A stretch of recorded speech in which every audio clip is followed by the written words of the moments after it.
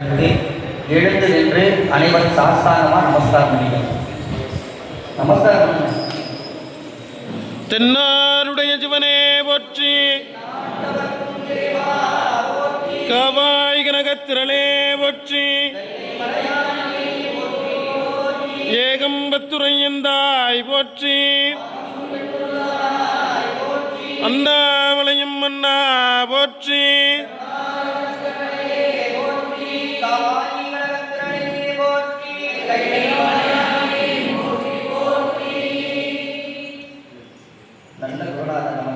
குடமுழுக்கு பெருஞ்சாத பெருவிழா கண்ணார நாம் எவ்வாறு காண வேண்டுமோ அங்கனமே இறைவன் திருக்குறள் செய்ய வேண்டும் என்று சொல்லி அனைவரும் அங்கு சென்று சிவபுராணத்தை மனம் மொழி நீங்களால் எவ்வாறு மாணிக்க வாசகர் பிறந்ததை சொல்லிய பாட்டில் பொருள் உணர்ந்து சொன்னாரோ அங்கனமே திருவுள்ளத்தில் குடமுழுக்கு பெருஞ்சாத பெருவிழா எங்கும் நீக்க வர நிலத்திற்கும் இறைவனுக்கு உடனடியாக நிகழக்கூடிய அத்தனை செயல்பாடுகளையும் தந்து தனியின்றி இறைவன் திருக்குறள் செய்ய வேண்டும் என்று சொல்லி அனைத்து ஓதுவாமூர்த்திகளும் ஏன்னா அவங்க ஓதுவாரம் பார்க்கல.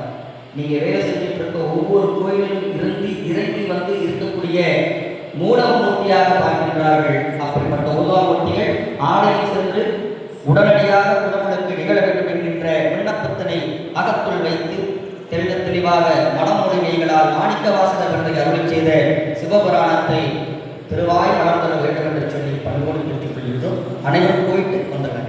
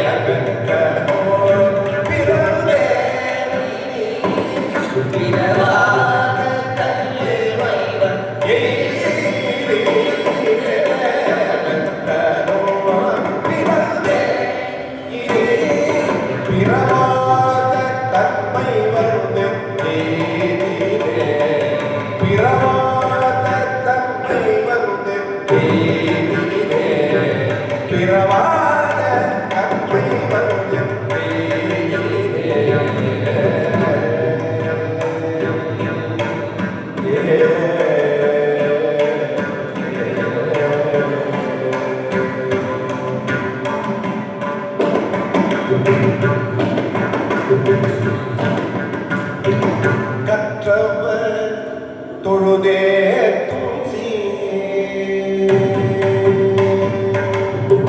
கற்றவர்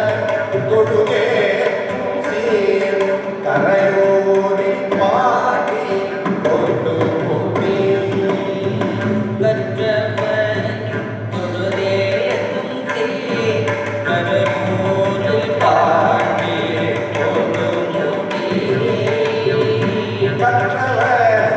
தொழுதேத்தும் சீர் கரையோரில் பாடி கொண்டு போட்டி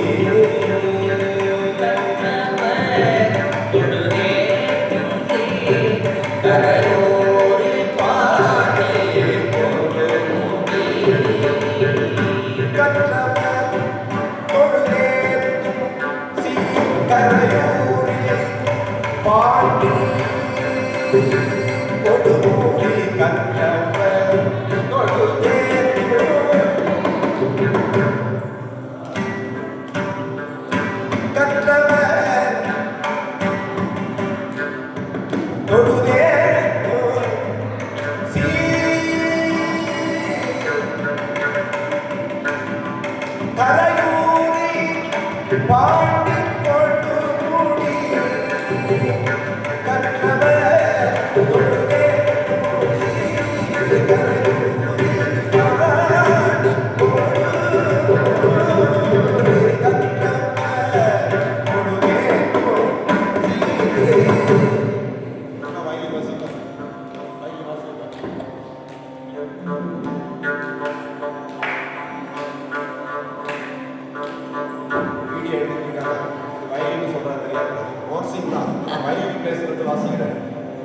இப்பதான் இதுக்கு பேர் என்ன, இதுக்கு தான் ஆழத்தி முறைன்னு பேர்.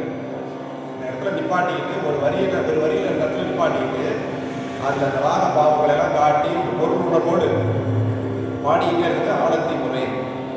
இதை நீங்கள் பாட முடியாது, சொல்லித்தர முடியாது. கேட்டு கேட்டு அடிப்படையை பாடாமல் பண்ணிட்டு பாடிட்டே இருந்தீங்கன்னா இந்த இடத்துக்கு நீங்கள் தானாகவே வருவீங்க, உங்களை வர வச்சிருக்கும் அந்த மைண்டு.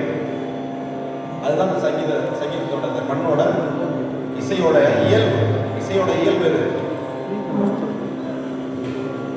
சமையல் தான் அதே மாதிரி தான். ஸ்டார்டிங்கில் சமைக்கிறப்ப எப்படி கண்ணை முடியுமே கையாள முன்னாடி முடியுமா, இப்பெல்லாம் அப்படியே பேசிக்கிட்டே எல்லாருக்கும் முன்னாடி அப்படி இருக்காது. அது போல தான் இருக்கு. அதுக்கு அடிப்படையா ஸ்டார்டிங்கில் கற்றவர் தொழுதே கரையோரில் பாடி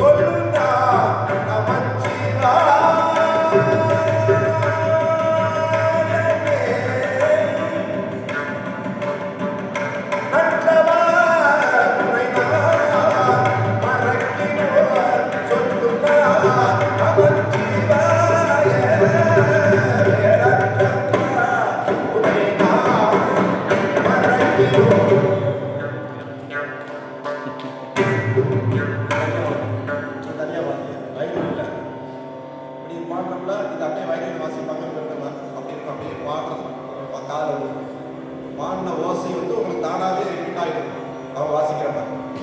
அதான் இசை அரங்கம். இசை அரங்கத்தில் இப்படி பாடணும். சுவாமி சன்னதியில் வந்து தீபாத்திரம் மட்டும் பாடுறது இப்படி பாடியிருந்தா அந்த ஐயர் எப்பா இதுக்கு பாத்திரம் போட்டு தட்டெல்லாம் வச்சுட்டு நீ பாடிட்டு சொல்லி அனுப்புங்க வீட்டுக்கு போய் காட்சி ஆட்டம் போயிடுவாரு. அங்கே எப்படி பாடணும் பாடணும்.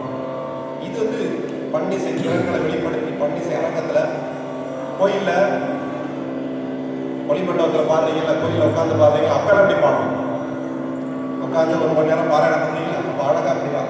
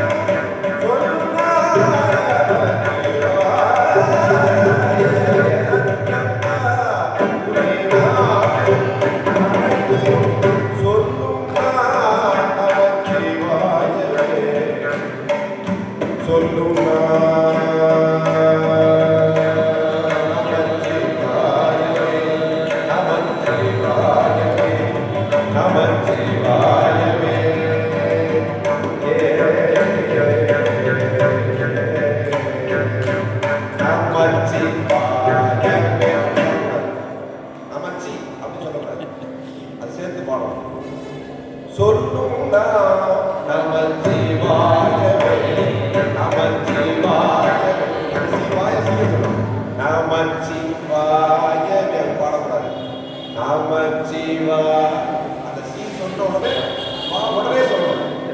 சீனை எடுத்து சொன்ன உடனே வாயை எடுத்து சேர்த்து சொன்னா சிவாய வேணும் வெளியில வரும். இல்லைன்னா நமச்சி வாய வேணும். பல பேர் என்ன மச்சி பாடிட்டு இருக்காரு ஓதுவாரு அப்படின்னு நினைச்சுக்கோ.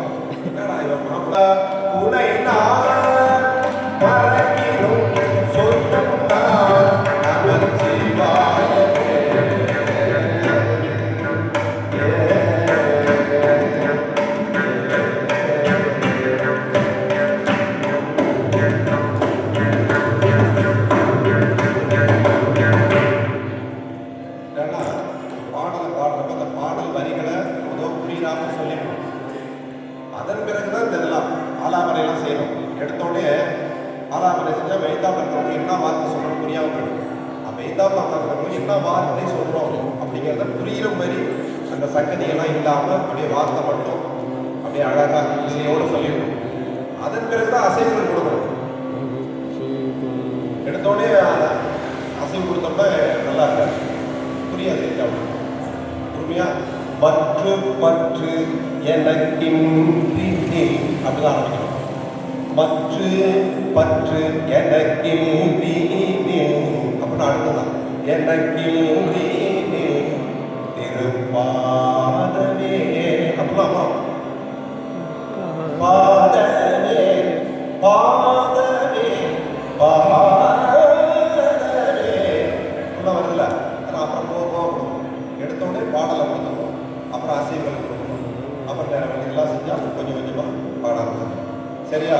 இப்போ இது சங்கராபரணம் ராகம் பண்டு பழம் பஞ்சம் இதில் பாடணும். இந்த ஒரு இறுதி பாடினோமா கடைசி பாட்டை கொஞ்சம் கால பிரமாணத்தை செகண்ட் ஸ்பீட் கிடையாது, கால பிரமாணத்தை கொஞ்சம் துரிதமாக்கி அவ்வளோதான். அப்படி பண்ணிட்டு பாடினா நல்லா இருக்கும். பொன்னிய பிறை சூடி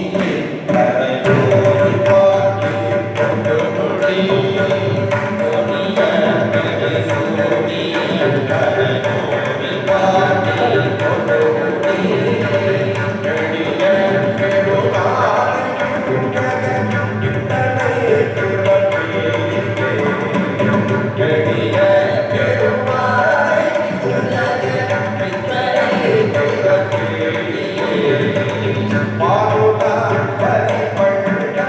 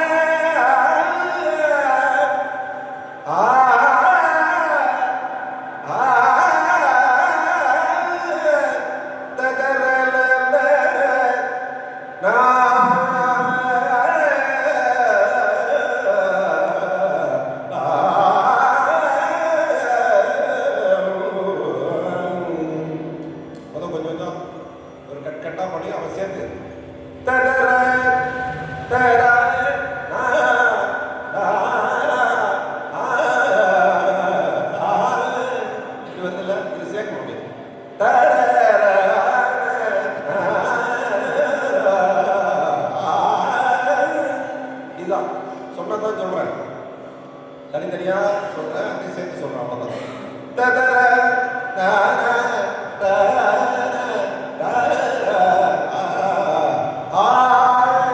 அப்படி சொல்றோம்.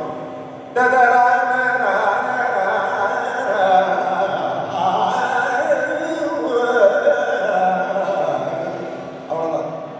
தனித்தனியா சொன்னதை சேர்த்து சொல்றோம், திருப்பி பிரிச்சு சொல்றோம். இப்படிதான், இதான் ராகம்.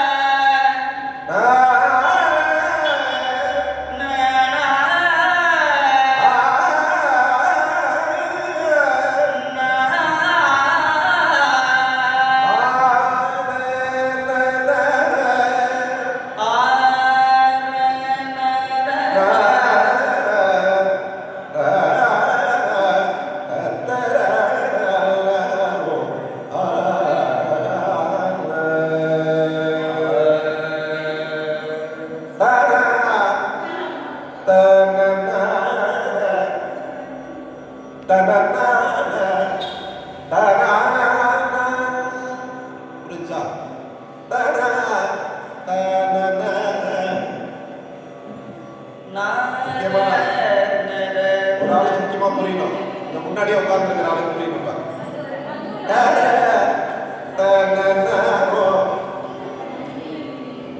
ஒவ்வொரு பாட்டு தானம்மா பொன்னா புலித்தோலை அரைக்கசைத்து இருக்குல்ல தான தான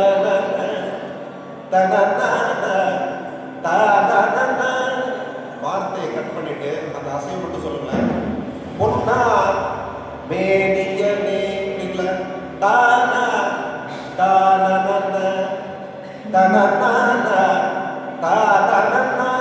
இப்படி பயிற்சி பண்ணுங்க. இப்படி பயிற்சி பண்ணீங்கன்னா அப்புறம் வாங்க. தான தான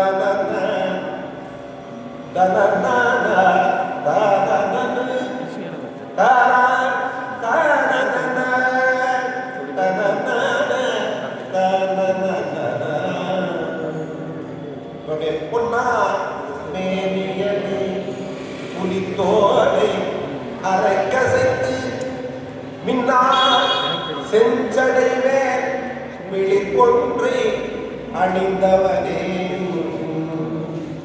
இவ்வளவுதான். இது அப்படியே பயிற்சி அப்படியே பண்ணி கேட்டீங்கன்னா தானா புரியுதா? என்னால பொன்னார் மேனியனே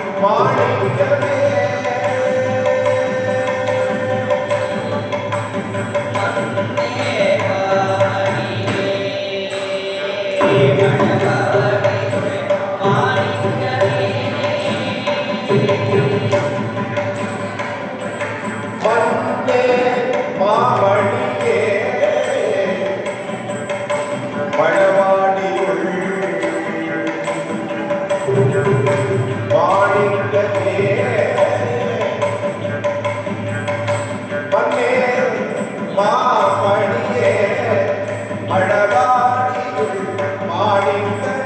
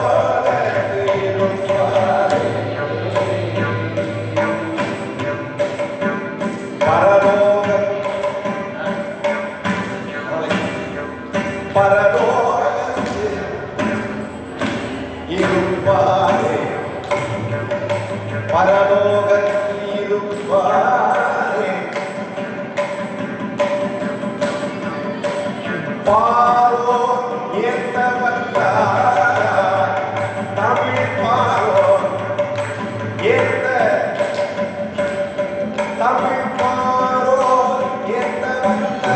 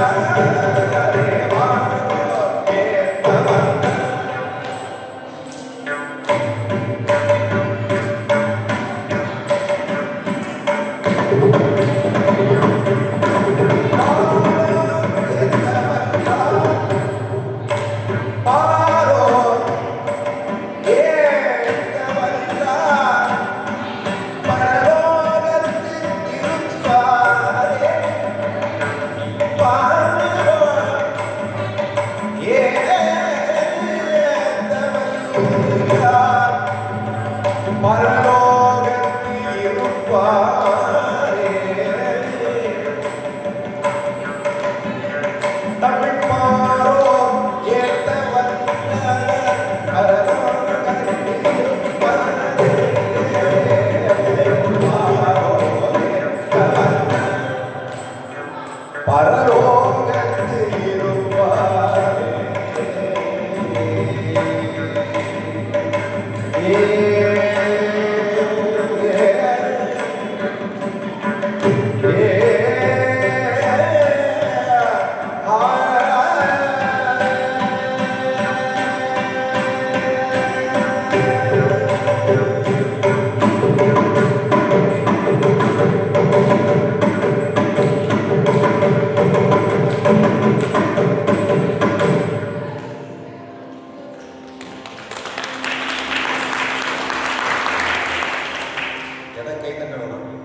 நம்மளுக்காக தஞ்சாவூர்லேருந்து வாசிட்டு இருக்காரு பார்த்தீங்களா, அந்த நட்பு. ஆனால் சிவநேசரை நட்பு பாராட்டி இருக்கு. அவருக்கு ஏகப்பட்ட கச்சேரி எல்லாம் இருக்கு. ஆனால் சிவநேசனுடைய நண்பர் அந்த நட்புக்காக வேண்டி அங்கேருந்து வந்து உட்காந்து வாசிட்டு இருக்காரு.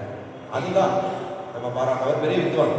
வர 22ஆம் தேதி புஷ்போட குப்புசாமிக்கு இங்கே தமிழ் சங்கத்தில் வந்து வாசிக்கிறார்.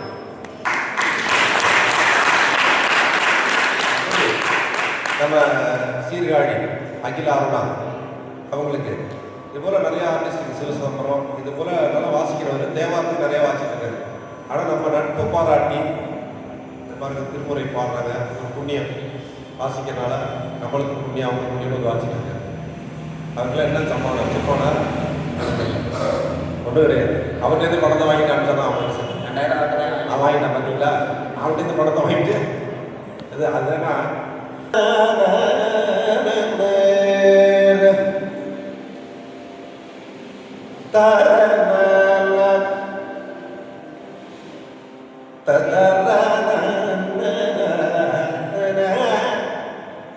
சேர்த்து பண்ணா உடனே கண்டுபிடிச்சிருவீங்க. அதுதான் கட் பண்ணிட்டே இருக்கு.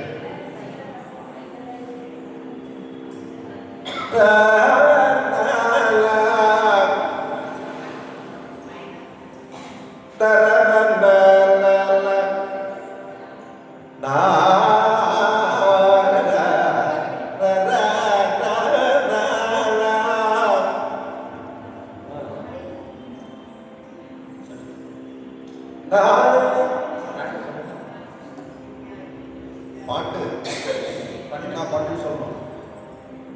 பண்ணு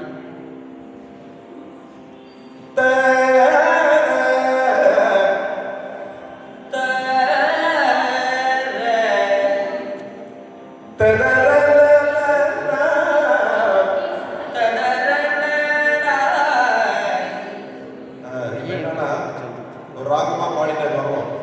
பாடலோட சேர்ந்து இது எப்படி பாடணும்? இப்ப நானும் இன்னிசையா தமிழ் பரப்பு அதை நீங்க பாடணும். இல்ல பொண்ணும் மெய்ப்பொருளை பாடணும். வர்றாங்க பாடணும். பொண்ணும் மெய்ப்பொருளும் தருவானை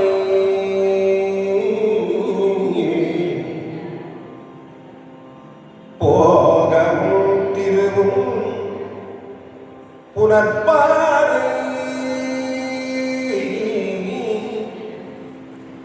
பொன்னும் மெய்ப்பொருளும் தருவானே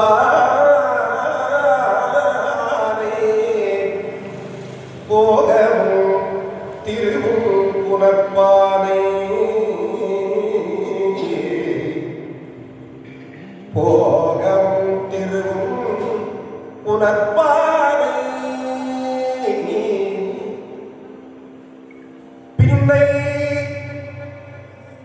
என் பிழையை பொறுப்பானை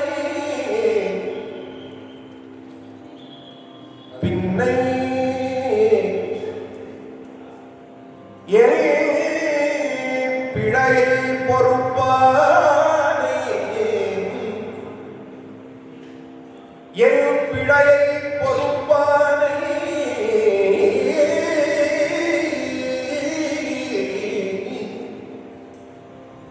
பிழையலாம் தவிர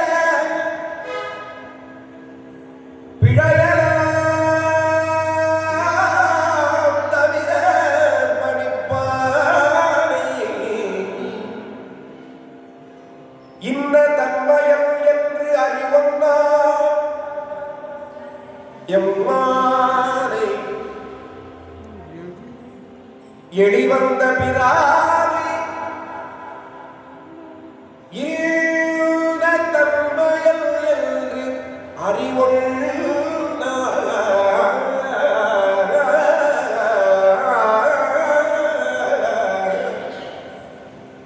எம்மானை எளிவந்த பிரானை அண்டம் வயிறும் வயல் பழனத்தே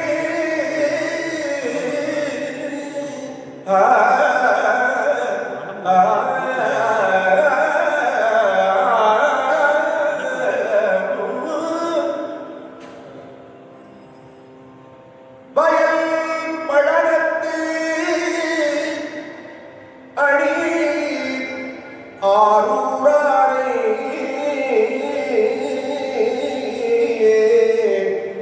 மரங்களுமாமே ஆரூரானே மரங்களுமாமே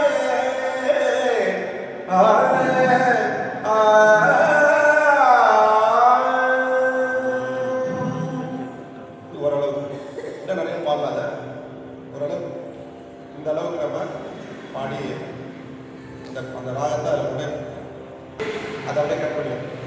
பொன்னும் தரும் போகமும் திருவும் புனற்பானை இப்படி பாடி பாடி பாடி வந்துட்டு அப்புறம் தான் பொன்னும் மெய்ப்பொருளும் தருவானே இப்படி அதில் அசைவு கொஞ்சம் கொஞ்சமா அசைவு கொடுத்து கொடுத்து வந்து கேட்டு கேட்டா நீங்கள் கேட்கணும் நிறைய இப்போ பாடெல்லாம் பாடுறாங்க நிறைய பேர் அதெல்லாம் கேட்டுகிட்டே இருந்தா கேட்டு கேட்டு கேட்டு பாடிட்டே இருந்தீங்கன்னா வந்துடும். கேட்க கேட்க தான் கேள்வி ஞானம் ஞானம் கிடைக்கும். இப்படி இந்த பாடலை பாடிட்டு என்ன பண்ணுது இப்போ தக்கேஸ் அக்கராக தக்கேஸ் இருக்கும். அதில் காம்புதில் கூட சொல்லுவோம். இதில் நல்லா வாய்ப்பு பாடக்கூடியலாம். மெயினாக இதை எடுத்தோடனே பாடிட்டோம்னா அவ்வளோதான். அதுதான் கச்சேரி நடுவில் பாடுவாங்க. எடுத்தோடனே இந்த ராகத்தை பாடவில்லை, தொண்டை செட்டாக இருக்கும். எடுத்தோடனே பாடவில்லை, கொஞ்சம் டைம் எடுத்துக்கிட்டு பாடிட்டு பாடணும். அப்படி அருமையான ராகம்.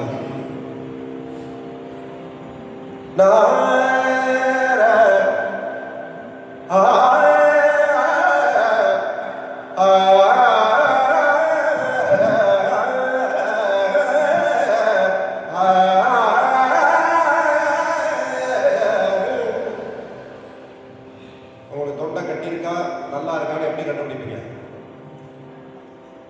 எப்படி கண்டுபிடிக்கிறது?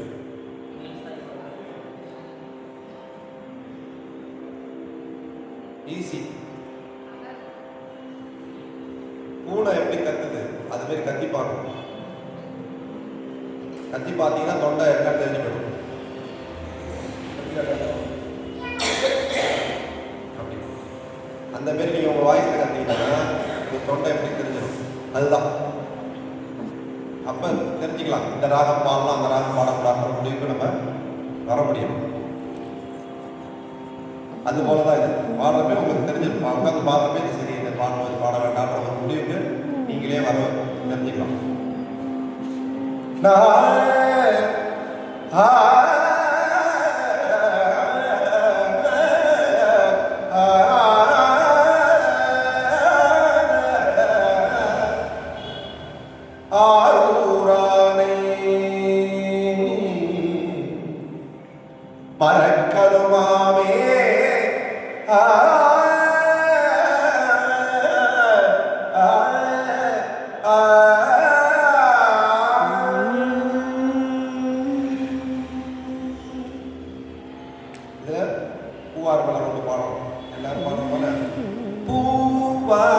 மலர் கொண்டு பாடணும்.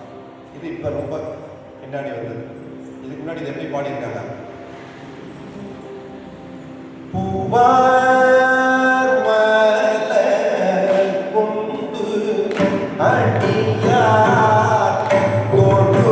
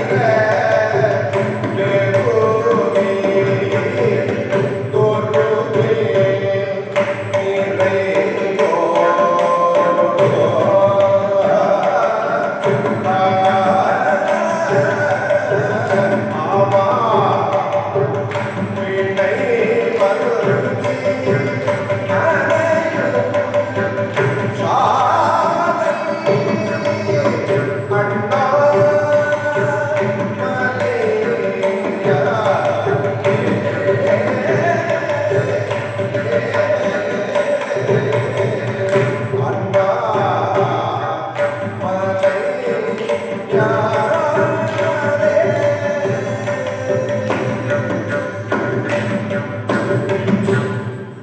அந்த காலத்துல ரொம்ப இழுத்து அப்படி பாடினாதான் அந்த ராகம் பாட முடியுறதுனால நம்ம இப்படி பாடியிருக்காங்க. இன்னும் ரொம்ப ரொம்ப அது என்ன சவுக்க காலம்னு சொல்றது, ரொம்ப இழுத்து விடும்.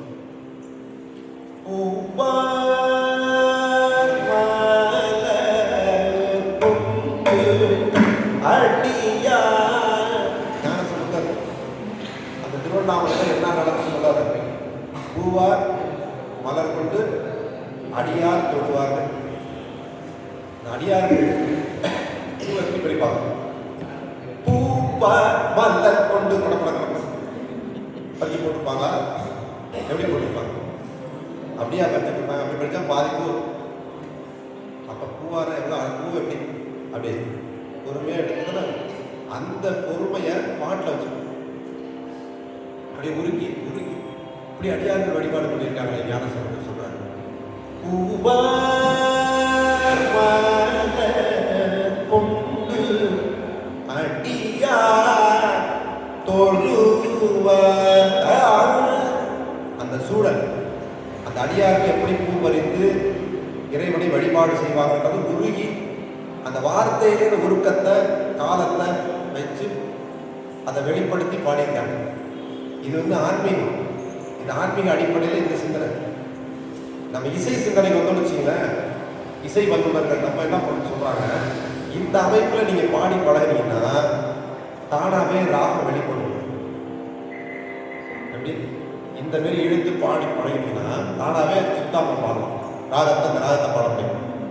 பூவார் மலர் கொண்டு அப்படி பாருப்ப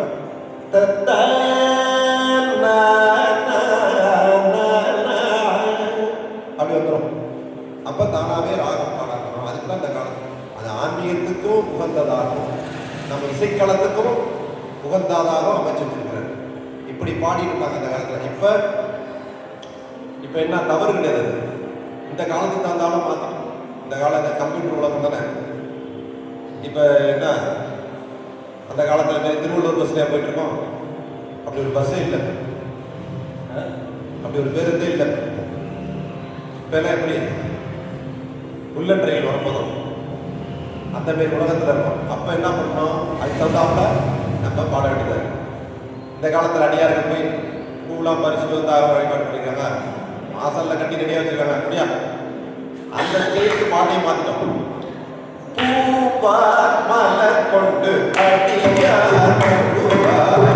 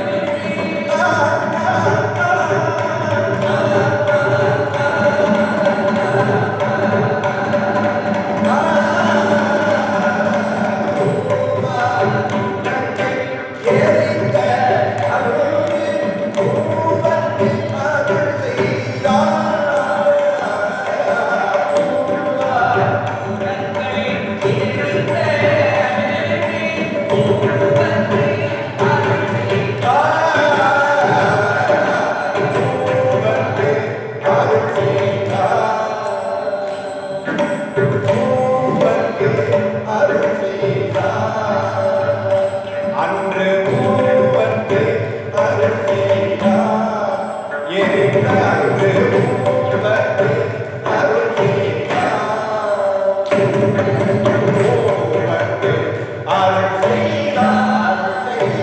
அருள் செய்தார். அருள் செய்தார். அருள் செய்தார். அருள் செய்தார்.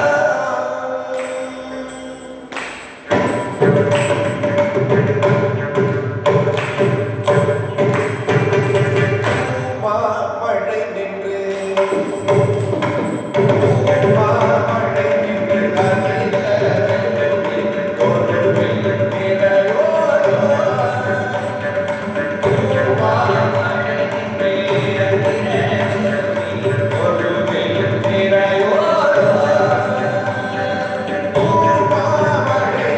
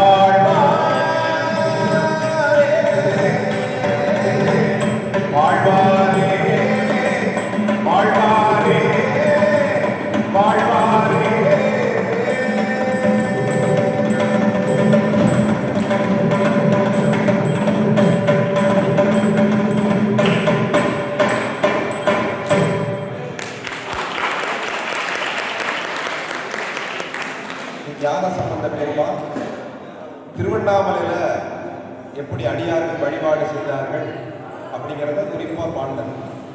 இதுல வாழ்வாரே வாழ்வாரேன்னு முடியும். மங்களகரமான வார்த்தை. கோயிலுக்கு ஒருத்தர் வர்றாங்க, இப்ப நம்மளை பார்க்கறதுக்கு வந்திருக்காங்க, வந்து உட்கார்ந்துருக்கப்ப அவங்க முதல்ல அவங்க வார்த்தை கேட்கிற வார்த்தை மங்களகரமான வார்த்தையை அவங்க கேட்க வைக்கணும். அதுதான் நம்மளோட வேலை. அதான் நான் சொல்லிட்டு இருக்கேன் ஆரம்பத்துல இருந்து உங்களுக்கு பாடம் என்ன, கோயிலுக்கு பல வேண்டுதல்ல வருவாங்க. ஒருத்தர் திருமணம் நடக்கணும், குழந்தை பேரு, பல விதமான இடர்பாடுகள், ஒவ்வொருத்தருக்கும் ஒரு வீடு கட்டணும், ஒருத்தர் வேலை வாய்ப்பு, இப்படிலாம் இருக்கும். ஒருத்தருக்கு உடம்பு சரியில்லை, அது சரியாகும், இப்படிலாம் வருவாங்க. அப்படி வரும் பொழுது நம்ம அந்த இடத்துல சன்னதியில இருந்து பாடும் பொழுது நம்மளுடைய பாடல் வரிகள் எப்படி இருக்கணும், அவங்களுக்கு ஆறுதலாகவும் அவங்களுக்கு விடையாகவும் இருக்கும். அதனாலதான் கோயில்ல வந்து தயவு செஞ்சு பேசாதீங்கன்னு சொல்றது எதுக்கு, நீங்க பேசுற பேச்சு அவங்களுக்கு சம்பந்தம் இல்லாது, ஆனா அந்த வார்த்தை வந்து அவங்க பொருந்திடும். ஒருத்தர் கேட்பாரு, நீங்க என்ன அங்க போறீங்களா போலியா அப்படின்னு கேட்பாரு. அதெல்லாம் போக முடியாது அப்படின்னு சொல்லுவான். அவனுக்கு தான் பதில் சொல்லிட்டு இருப்பான். ஆனா நம்ம காதுல என்னன்னா அந்த முடியாதுங்கிற வார்த்தை கொடுக்குமா இருந்தா என்ன ஆகும், அவன் என்னடா அது முடியும்னு நினைச்சது முடியாதுன்னு சொல்றாரு அப்படிங்கிறது. அதுக்காக கோயில்ல வந்து என்ன பண்ணுவாங்க, பேசாதீங்க, அப்படி பேசணும்னா சத்தமா பேசாதீங்க, அடுத்தவங்க காதுல போற மாதிரி பேசாதீங்கன்னு சொல்ற காரணம் என்னன்னா அந்த வார்த்தை வந்து அவங்களுக்கு வந்து ஒரு அசரீதியா எடுத்துக்குவாங்க. அதுக்காகத்தான் நம்ம என்ன பண்றோம், கோயில்ல இதுமாரி இடத்துல எல்லாம் திருமண வீடுகள் எல்லாம் நம்ம மங்களகரமான ஒரு அவங்களுக்கு ஒரு உத்வேகம் கொடுக்குற மாரி அவங்க வேண்டுதல் நிறைவேறும் பொழுது அப்படி தரம் தரும், கல்வி தரும், ஒரு நாளும் தளர்வறியா மனம் தரும், தெய்வ வடிவம் தரும், நெஞ்சில் வஞ்சமில்லா இனம் தரும், நல்லதை எல்லாம் தரும், அன்பர் என்பவருக்கே கரம் தரும், பூங்குழலால் அபிராமி கிடைக்கட்டும், வாங்க எதுவும் பார்ப்போம். இதெல்லாம் அந்த வார்த்தை அது ஒரு அருள்தன்மை மட்டும் இல்லாம ஒரு உங்களுக்கு அந்த அந்த அவங்களோட வேண்டுதல் வந்து அந்த வார்த்தையில் இருக்கு. அதுதான் மண்ணி வாழ்வாரே வாழ்வாரே வாழ்வாரேன்னு இது கல்யாண வீட்டில் பாடுறது என்னங்க, கல்யாணத்துக்கு பாடின பாட்டா கிடையாது. ஆனா பொறுத்துறது கொண்டு போய் அந்த கல்யாண வீட்டில் இந்த பாட்டை பாடலாம், பொருத்தி பாடணும். தேவாரத்தில் எல்லா நிகழ்வுக்கும் பாடல் இருக்கு, அதுல இருந்து எடுக்கணும், செலக்ட் பண்ணி அந்தந்த இடத்துல எந்தெந்த பாட்டை பாடணுமோ நம்ம பாடணும். அதான் நான் சொன்னேன், ஒருத்தவங்க என்ன பண்ண பஞ்சபுராணம் பாடணும், திருவாசகம் பாடணும், என்ன திருவாசகத்தை போய் எப்படி பாடலாம், திருவாசகத்தை பெரிய கும்பாபிஷேகம் நடக்குது, பெரிய கூட்டம், அப்படியே ஒரு 1000 பேர் வேண்டுதலோட நிற்கிறாங்க, சாமி எங்களுக்கு எல்லாம் நடக்கணும்னு. அங்க போய் ஏழை தொழும்பனேன் எத்தனையோ காலமெல்லாம் பாழுக்கு இறைத்தேன் அப்படின்னா அப்படி சொல்ல அந்த இடத்துல அவங்களுக்கு வேண்டத்தக்கது அறிவோய் நீ, வேண்ட முழுதும் தருவோய் நீ, வேண்டத்தக்கது அறிவோய் நீ, வேண்ட முழுதும் தருவோய் நீ அப்படின்னு அவங்களுக்கு வேண்டத சுவாமி கொடுப்பார். அப்படிங்கிற வார்த்தைய சுவாமியே வந்து சொல்ல முடியாது, இறைவனே வந்து சொல்ல முடியுமா? அதுக்கு தபம் பண்ணியிருக்கமா? இல்ல. அதெல்லாம் நம்மளுக்கு என்ன பேரு, ஓதுவா மூர்த்தின்னு பேரு. அந்த மூலஸ்தானத்துல இருக்கிறதுக்கு அவருக்கு என்ன மூர்த்தி, உற்சவ மூர்த்தின்னு வச்சிருக்காங்கல்ல, மூலமூர்த்தி உற்சவ மூர்த்தின்னு வச்சிருக்காங்கல்ல. அதுக்கு அடுத்த இடத்துல யார் இருக்கும், ஓதுவா மூர்த்தி, தமிழ் வேதத்தை ஓதக்கூடிய ஓதுவா மூர்த்தி. ஏன் அப்படி வச்சாங்கன்னா அந்த மூர்த்தி பேச முடியாது, அவர் சொல்ல மாட்டார். அதற்காக அவருடைய பிரதிநிதியா நம்ம தான் இருந்ததை சொல்லணும். வரவங்களுக்கு கோயில் வழிபாட்டு வரவங்களுக்கு வழிகாட்டியா அவங்களுக்கு உறுதுணையா 4 நல்ல வார்த்தையை சொல்லணும். அப்படி நல்ல வார்த்தையை சொல்றதுக்கு தான் ஓதுவா மூர்த்தி. அதனாலதான் தமிழக அரசாங்கம் நம்ம அரசு என்ன பண்ணியிருக்கிறாங்க, பன்னிசை தமிழ் பன்னிசை பாதுகாக்க வேண்டி பாலின வேறுபாடு இல்லையா தான் முக்கியம். பன்னிசை வந்து மிகப்பெரிய இந்த உலகம் வந்து பன்னிசை உலகம் வந்து சமூக நீதியுடைய எடுத்துக்காட்டு உலகம் எதுனா பன்னிசை உலகம், தேவாரம் தான். இந்த தேவாரத்தை வந்து இந்த பிறந்தவங்க தான், அந்த சாதியில பிறந்தவங்க இந்த சாதியில பாடுறவங்க கிடையாது, எல்லாரும் பாடலாம். தேவாரத்தை பாடுவதற்கு இவங்க அவங்கெல்லாம் கிடையாது, எல்லாரும் பாடலாம் அப்படின்னு வச்சிருக்கிறாங்க.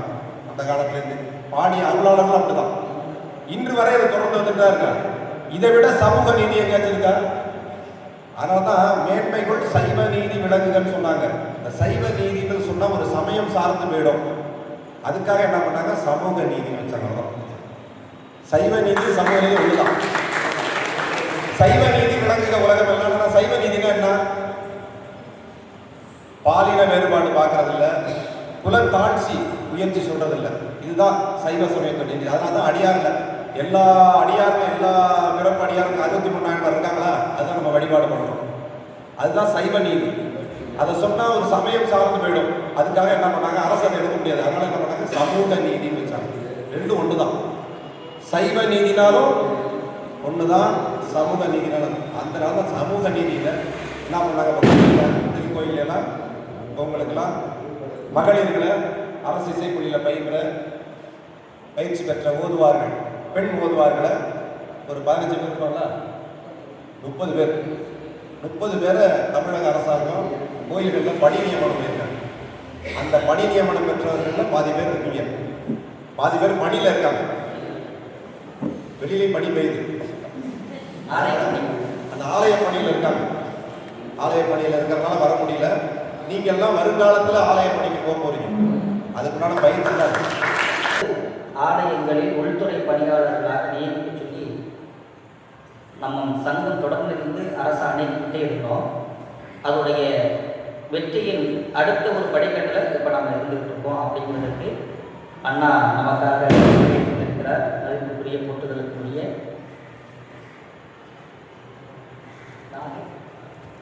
சாதிர் அண்ணா அவர்களை அன்போடு இருதரம் கூப்பி வருகிறார்கள். ஏன்னா இப்பதான் ஐயா சொன்னாங்க, அன்புக்கு உண்டோ அடைக்கும் உண்டார். இறைவன் யாரையெல்லாம் நமக்காக தோல் கொடுத்து உங்களையெல்லாம் ஆலயத்துக்குள்ள கூட்டிட்டு போய் ஓதுவாரா பணி செய்ய உங்களையெல்லாம் அழைச்சிட்டு போறதுக்கு யாரையெல்லாம் நமக்காக உதவி அழைச்சிருக்கிறார் அப்படின்னு நீங்க பார்த்தீங்கன்னா, ஐயா சொன்ன மாதிரி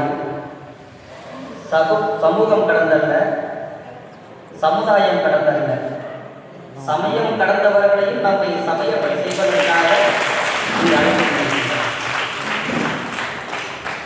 இன்னைக்கு அளவில் தமிழக அரசு வெளியிட்டிருக்கக்கூடிய ஓதுவா மூர்த்திகளுக்கான காணி இடங்கள்ல பெரும்பான்மையான இடம் நாகப்பட்டினத்துக்கு மட்டும்தான். 16 போஸ்டிங் வேக்கண்ட் வந்து நம்ம நாகப்பட்டினம் தான். அண்ணன்கிட்ட ஒரு விண்ணப்பம் மாமா கிட்ட சொன்ன உடனே அண்ணன் அனுப்பினாங்க. உடனே அந்த மாவட்டத்தின் மக்கள் பிரதிநிதியாக இருக்கக்கூடிய அண்ணன் ஆளுசார் அண்ணா அவர்களை நேரடியாக சந்திக்கும் வாய்ப்பினை அண்ணா மூலியமாக நமக்கு கிடைச்சது. அதற்கு அண்ணா அவர்களுக்கு இந்தாங்க நன்றியை நாங்கள் தெரிவித்துக்கொள்கிறோம். ஏன்னா நீங்கள் சாதாரணமாக ஒரு எம்எல்ஏ ஒரு தொகுதி எம்எல்ஏ போய் பார்க்குறது இங்கே நடந்தது, எங்களுக்கு நடந்துச்சு. அதுக்கு எளிமையாக மாற்றி கொடுத்தார். இதெல்லாம் யாருக்காக பண்ணுறாரு? அண்ணா அவர் பொதுவாக வேலைக்கு போகிறாரா? உங்களுக்காக. நான் போக போகிறதில்ல, ஏன்னா எனக்கு ஏற்கனவே நான் அது போன்று இந்த நம்பிக்கை அவங்க வரேன்னு சொன்னாங்க. உடனே அவர் அண்ணாவை வரல, முதல்ல சொன்ன மாதிரி மேலிடத்துடைய தூதுவராக நமக்கு வந்திருக்கிறார் அண்ணா. அவர்களுக்கு மீண்டும் ஒரு முறை தமிழ்நாடு அரசு இசைக்குழு தேவாலயம்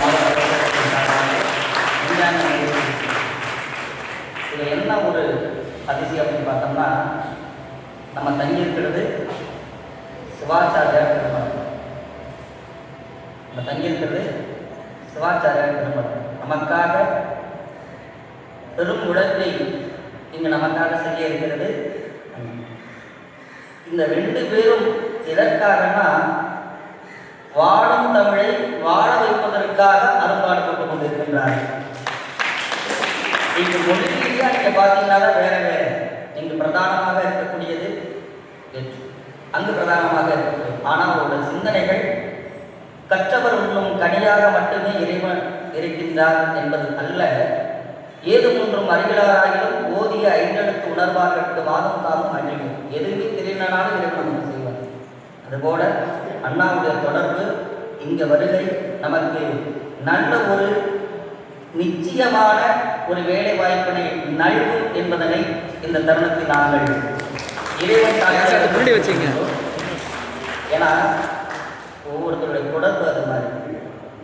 நீங்க அமைதியாக தான் இருக்கீங்க, ஆனால் உங்களை சுற்றி வேலை நடந்துகிட்டே இருக்கு. உங்களை அரசாணை பெற செய்ய வேண்டும்.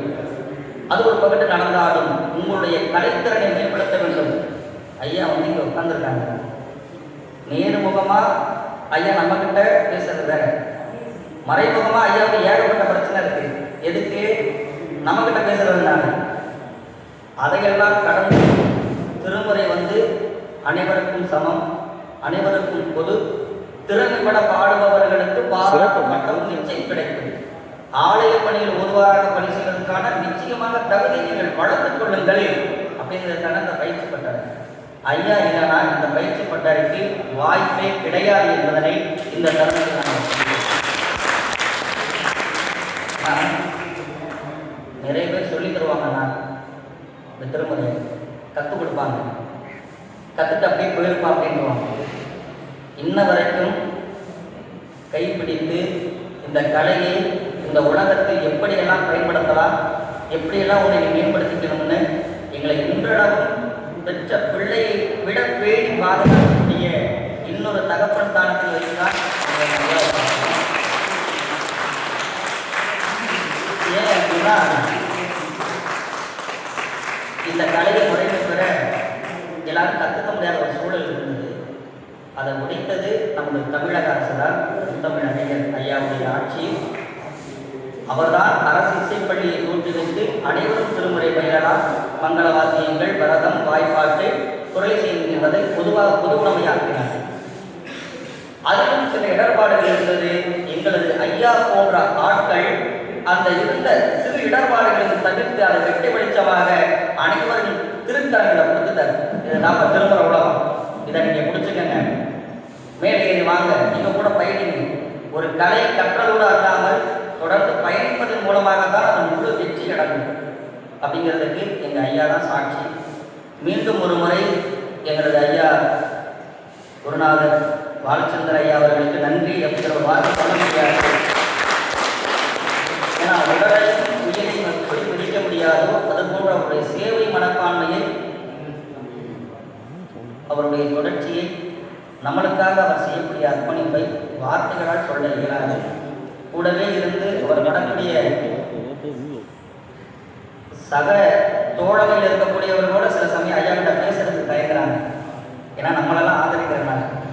அப்படியெல்லாம் இருந்தாலும் அவர்களுக்கும் நம்ம நிலைமையை எடுத்து சொல்லி நம்மளுடைய தகுதியை மேம்படுத்தணுங்கிற எண்ணத்தில் வந்திருக்கக்கூடிய ஐயாவின் முன்னாள் திருப்படியை வணங்கினார்கள். தொண்டும் தொழிலும் ஒன்றாகும் போட்டி இந்தியாவில் துண்டா செஞ்சுட்டு இருக்கிறப்ப போட்டியே வராது.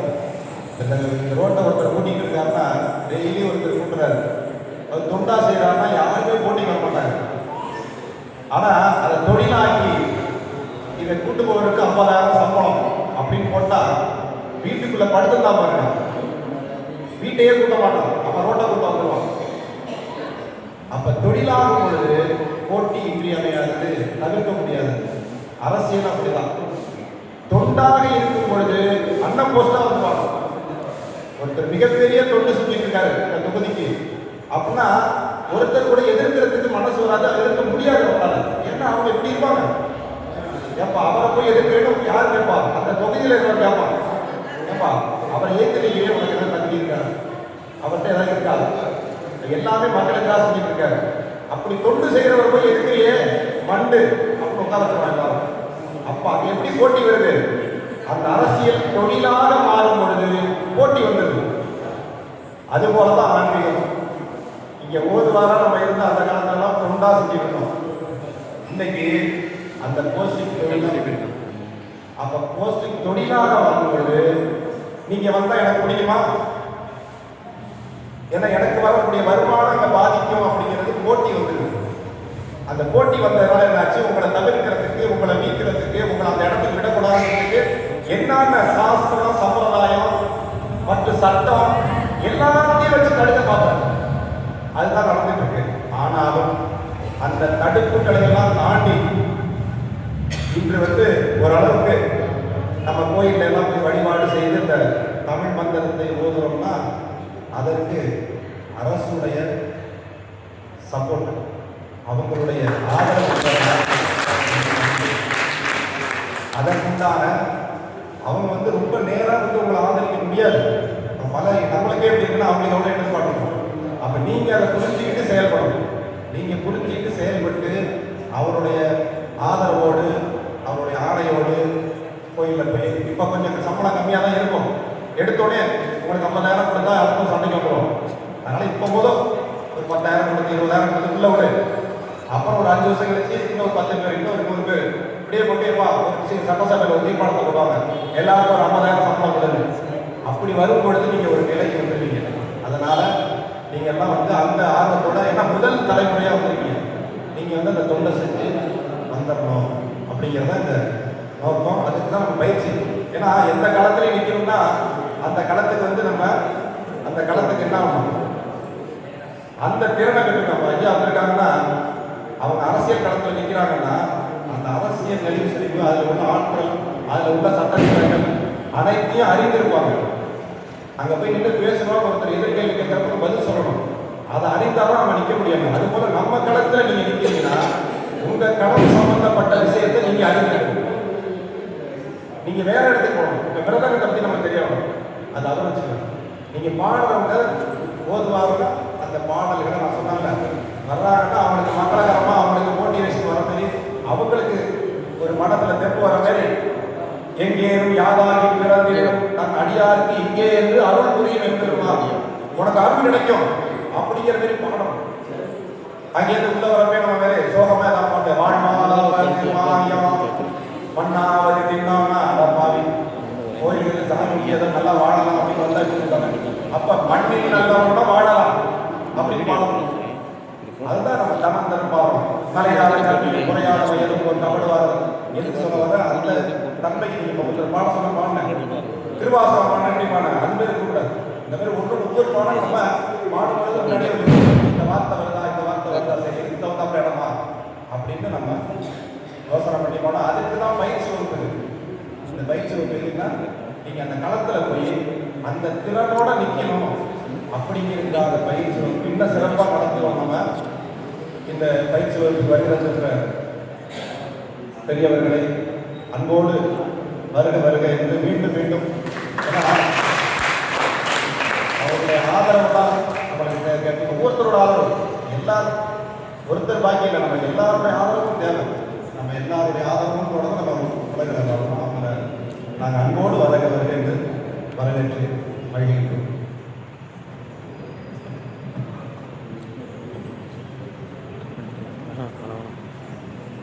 மூர்த்திகள் சார்பாக நமதை ஆதரித்து, இது திருமணமல்ல, இனி இது நம் அன்னை வீடாக எங்களை அன்போடு அரவணைக்கக்கூடிய எங்களுக்கு திருமணத்தை மதிப்பிட்டு போட்டு வைக்க முடிய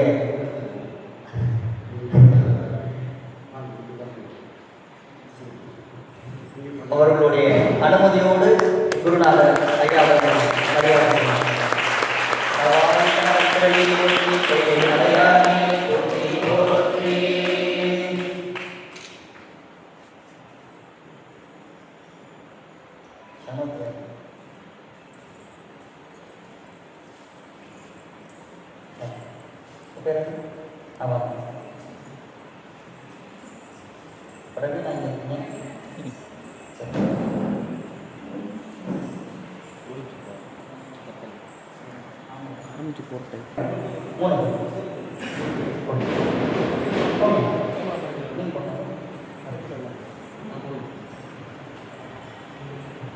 நிச்சயமாக நாம் அனைவரும் அரசாணை பெறுவோம் என்கின்ற நம்பிக்கையோடு குருநாதர்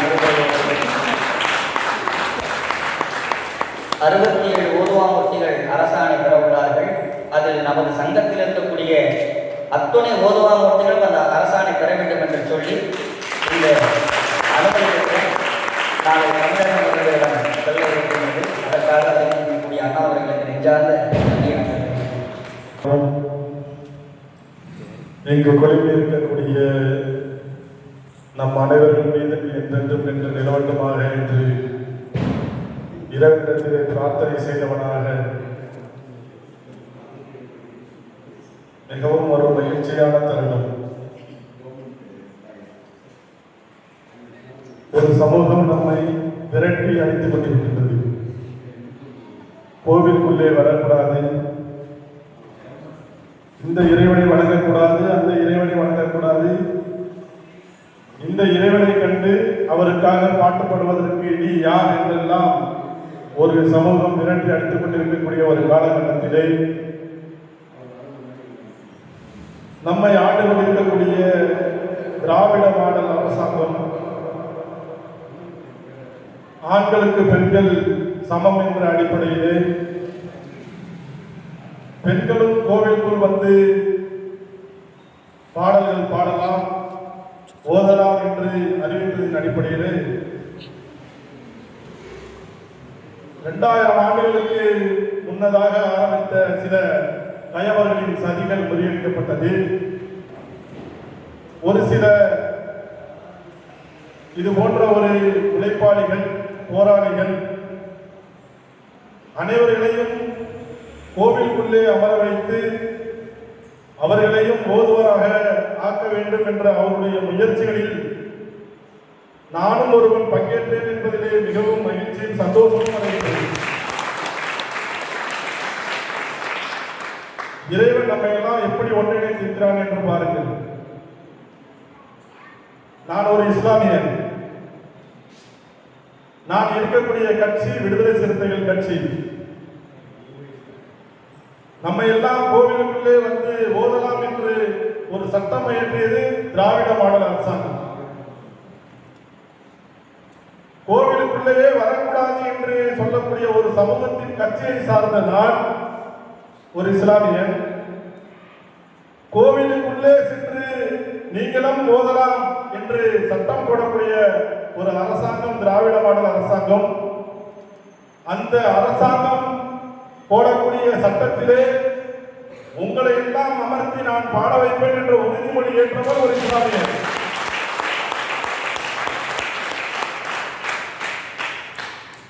அன்பு அண்ணன் அவர்கள் என்னுடைய பள்ளிக்கால நண்பன் கணக்க சபை அவர்கள் மூலமாக தொலைபேசியிலே முதல் நாள் தொடர்பு கொண்டார்.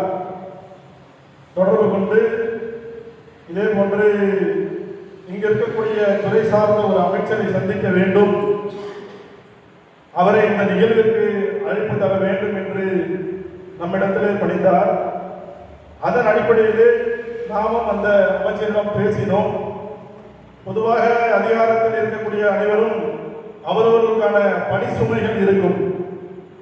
இதுவே ஒரு 10 நாளைக்கு முன்பாக இவர்கள் என்னிடத்தில் அவர்கள் கூறியிருந்தால் இவர்கள் எந்த அமைச்சர் வர வேண்டும் என்று எண்ணினார்களோ அந்த அமைச்சர் இங்கு பேசிக் கொண்டிருந்திருப்பார். ஆக காலதாமதமான காரணத்தினால்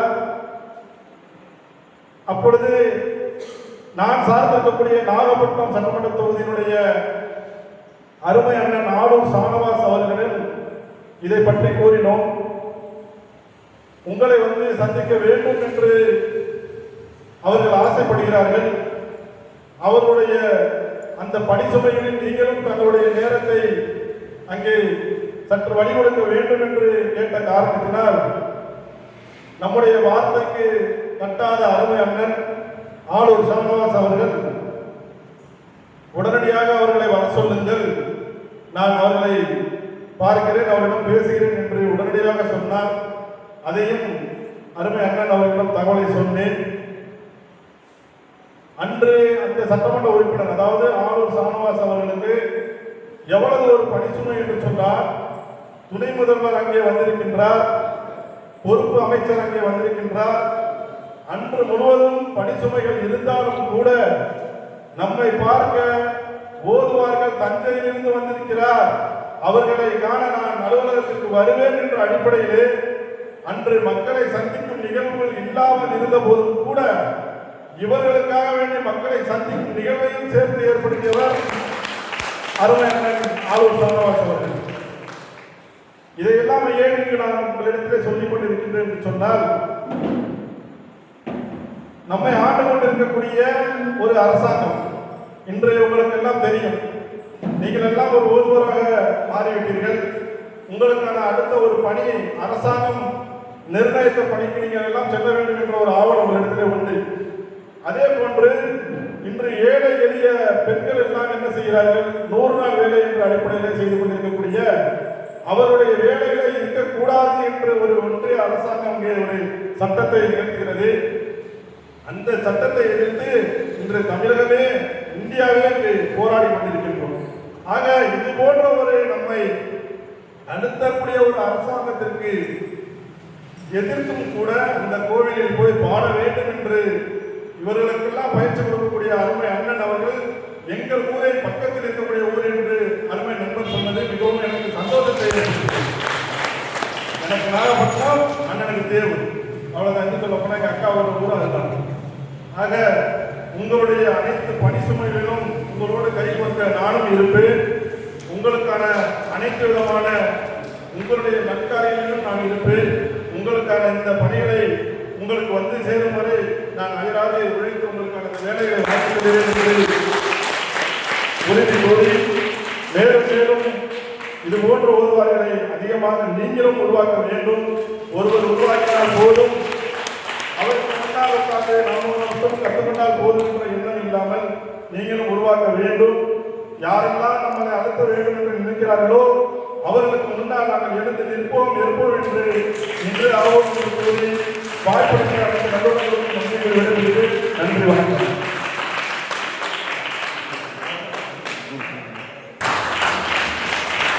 நம்மளால் ஒரு மாண்புமிக்க முதல்வரையோ துறை சார்ந்த அமைச்சரையோ நேர்முகமாக தொடர்பு கொண்டு பேசலாம். ஐயா வணக்கம், ஐயா ஓதுவாங்க, நல்லா இருக்காப்பா. ஆனால் ஒரு உரிமையோடு தன்னுடைய சொந்த மாவட்டத்தில் எத்தனை ஓதுவார் காலியிடங்கள் இருக்கின்றதா உடனடியாக நான் பரிந்துரை செய்கின்றேன். உடனே அதற்கான தகவலை மாண்புமிகு முதல்வர் ஐயாவிற்கு அந்த தருணத்திலேயே அண்ணா அவர்கள் போன் பண்ணி சொல்லிட்டாங்க. கைத்தட்டு நமக்கு ஏன் அப்படின்னா அவர்கள் கொண்ட கொள்கை மாணிக்க வாசகர் பிறந்தகை சொன்னது போல ஏகன் அநேகன் இறைவனடி வாழ்க என்கின்ற வாக்கியத்தினபடி நாம் 3 வேளை பூசை 6 வேளை பூசை அதே போன்றுதான் இருக்கும். இருந்தாலும் இந்த வழிபாட்டிற்கு எண்ணற்றவர்களின் அந்த உழைப்பு உங்களை சுற்றி நடந்து கொண்டிருக்கின்றது. நான் மீண்டும் மீண்டும் சொல்றேன், ஐயா சொல்றேன், 300 பேர் இந்த இடத்துல இருக்க வேண்டும். எல்லாரும் பல்வேறு காரணங்கள், தேர்வுகள், இதன் காரணம் வழிபாடுகள் இதெல்லாம் இருக்கு. ஏன்னா மார்கழி இந்த போது கோயிலை விட்டு வரணும். நாகை சட்டமன்ற உறுப்பினர் ஆலூர் சாமிவாச அவர்களிடம் இது போன்று 40 நபர்களுக்கு தமிழக அரசாங்கம் காலியிடங்களில் நிரப்பிக் கொள்ளலாம் என்று அறிவித்திருக்கிறது. இது சம்பந்தமாக எங்களுக்காக பேசுங்கள் என்று சொன்ன ஒரே வார்த்தையிலே உடனடியாக முதலமைச்சரை சந்தித்து நான் இது சம்பந்தமாக பேசுகின்றேன். அதே போன்று 6ஆம் தேதி கூடக்கூடிய சட்டமன்றத்திலும் இது சம்பந்தமாக பேசுவேன் என்றும் உறுதியளித்தேன். என்னன்னு சொல்றது, இதுதான் நமக்கு முதல்ல பாடுவார் பசி தீர்ப்பார் அப்படிங்கிற மாதிரி அபிநவ தர்ம சிவாச்சாரிய திருமணத்தின் செய்தி தாய் வீட்டில் எந்த ஒரு சலனமும் இல்லாமல் இருப்பது போல ஒரு உணர்வு. ஒரு நல்ல ஆசான் அல்லது ஒரு நல்ல தலைவனாக இருந்து நம்மை இலக்கை நோக்கி பயணிக்க எந்த ஒரு தடைக்கல்லும் இல்லாமல் நமக்கு பாதை வகுத்துக் கொடுக்க வருகை தந்திருக்கக்கூடிய அண்ணன், இவர்களுடைய இந்த நம்பிக்கைக்கு நிச்சயமாக நாம் என்னாலும் நன்றி கடனோடு அந்த திறத்தின் தகுதியையும் வளர்த்துக் கொண்டு நம்மை போல் அண்ணாத சொன்னாங்க, 40 பேருக்கு தான் வெயிட்டிங் இருக்காயா கூடுதலாக இருக்கா அப்படின்னு கேட்டாங்க. ஐயா நீங்கள் சொன்னீங்கன்னா 300 பேர் இருக்காங்க, ஒரே நாளில் கூட உங்களுடைய அன்பு இருந்துச்சுன்னா 300 பேரை ஒரே நாளில் கூட நேரடி நியமனம் செய்யலாம், தமிழகம் முழுவதும் வரலாம். ஏன்னா அவங்க திருமுறை பாடுறீங்களா, இறை துண்டு செய்யறீங்களா, அவங்க சொன்னதா இறை துண்டா, உடனே அதை நாங்கள் நிறைவேற்றோம். சமயம் கடந்து நமது திருமுறைகளையும் தெய்வத்தமிழையும் பாதுகாக்கும் பொருட்டு மாண்புமிகு முதல்வர் ஐயாவின் செவிகளுக்கு உடனடியாக 8 வண்ணம் செய்ய அருந்துணையாக இருந்த அண்ணனுக்கு மீண்டும் ஒரு முறை உங்களது வருகை எங்களுக்கு பேரானது. உங்களை நாங்கள் சந்தித்ததில் 100க்கு 1000 மடங்கு மகிழ்ச்சியை நாங்கள் அடைகிறோம்னா, ஏன்னா அண்ணனை பார்த்தாலே போதும், அங்கிருந்து வந்திருந்து முழு நம்பிக்கை எங்களுக்கு இருக்கு. நான் வரும்போது சொல்லிட்டேன், அது இறை தூதரா வந்திருக்காரு அப்படின்னு நான் அண்ணனை சொன்னேன் நமக்கு. ஏன்னா எழுத்தறிவித்தவன் இறைவனாகும், இறைவன் அங்கே இருக்காரு, அவர் அனுப்பிய தூதராகத்தான் அண்ணன் நமக்கு இருக்காங்க. மீண்டும் ஒரு முறை தமிழ்நாடு அரசு இசைப்பள்ளி தேவாரத்துறை மாணவர்கள் நலச்சங்கத்தின் சார்பாக நெஞ்சார்ந்த நன்றியை நாங்கள் தெரிவிக்கிறோம்.